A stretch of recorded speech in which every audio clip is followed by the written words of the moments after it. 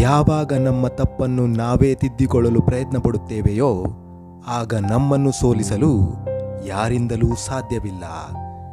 ಒಳ್ಳೆಯ ಸಂಬಂಧ ಎರಡು ಉತ್ತಮ ವ್ಯಕ್ತಿಗಳ ನಡುವೆ ಮಾತ್ರ ಏರ್ಪಡುತ್ತದೆ ಎಂದು ಭಾವಿಸಬೇಕಿಲ್ಲ.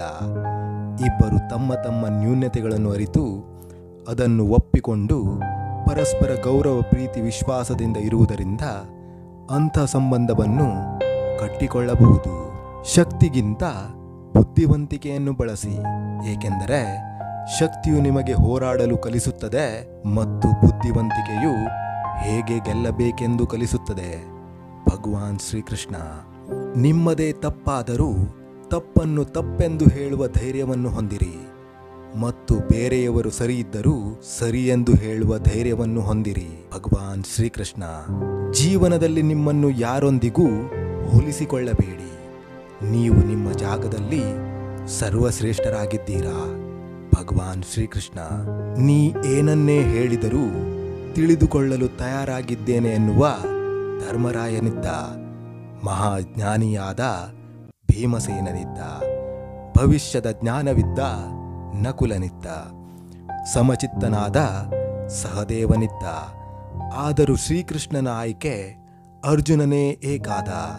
ಎಲ್ಲಿ ದಯೆಯೋ ಅಲ್ಲಿ ಧರ್ಮ, ಎಲ್ಲಿ ಲೋಭವೋ ಅಲ್ಲಿ ಪಾಪ, ಎಲ್ಲಿ ಕ್ರೋಧವೋ ಅಲ್ಲಿ ವಿನಾಶ, ಎಲ್ಲಿ ತಾಳ್ಮೆ ಮತ್ತು ಕ್ಷಮೆಯೋ ಅಲ್ಲಿ ಭಗವಂತನ ವಾಸ.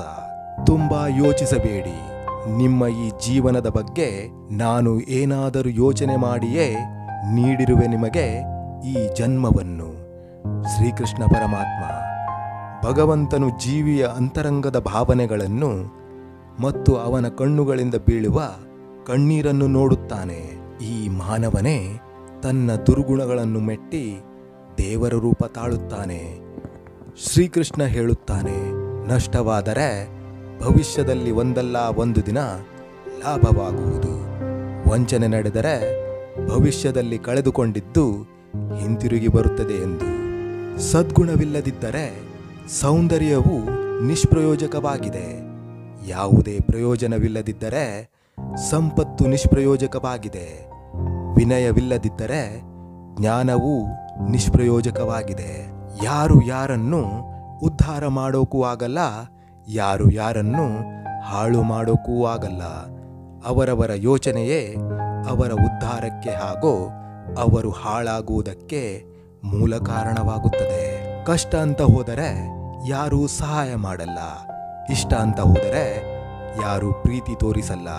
ಅದಕ್ಕೆ ಹೇಳೋದು, ಕಷ್ಟವನ್ನು ತೋರಿಸಿಕೊಳ್ಳಬಾರದು, ಇಷ್ಟವನ್ನು ಹೇಳಿಕೊಳ್ಳಬಾರದು.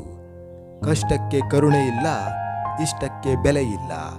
ಬರೆದಿದ್ದನ್ನು ಅಳಿಸಬಹುದು, ಆದರೆ ಆಡಿದ ಮಾತನ್ನು ಅಳಿಸಿ ಹಾಕಲು ಆಗುವುದಿಲ್ಲ. ಆದ್ದರಿಂದ ಮಾತನ್ನು ಆಡುವಾಗ ಎಚ್ಚರ.